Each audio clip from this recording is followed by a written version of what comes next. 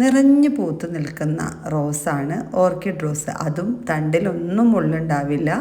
Easy ആയിട്ട് നമുക്ക് പരിചരിക്കുകയും ചെയ്യാം.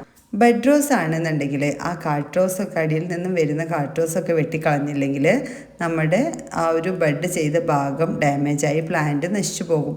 എന്നാൽ ഓൺ റൂട്ടഡ് റോസ് ആവുമ്പോൾ അത്തരത്തിലുള്ള യാതൊരു പരിചരണത്തിൻ്റെയും ആവശ്യമില്ല. നന്നായിട്ട് ഫ്ലവറായി വരികയും ചെയ്യും.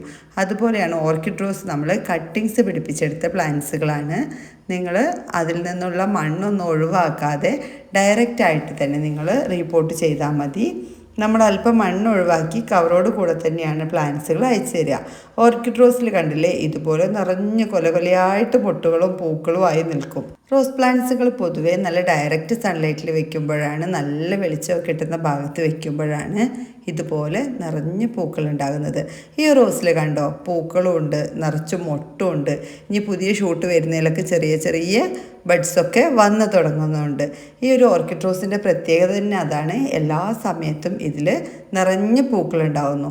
നമ്മൾ ഒരു ഫ്ലവറിങ് കഴിയുമ്പോൾ അത്യാവശ്യം താഴേക്ക് ഇറക്കി തന്നെ അതിൻ്റെ സ്റ്റെംസൊക്കെ കട്ട് ചെയ്ത് കൊടുക്കുകയാണെങ്കിൽ പിന്നീട് വരുന്ന ഷൂട്ട് നല്ല കരുത്തുള്ളതായിരിക്കും.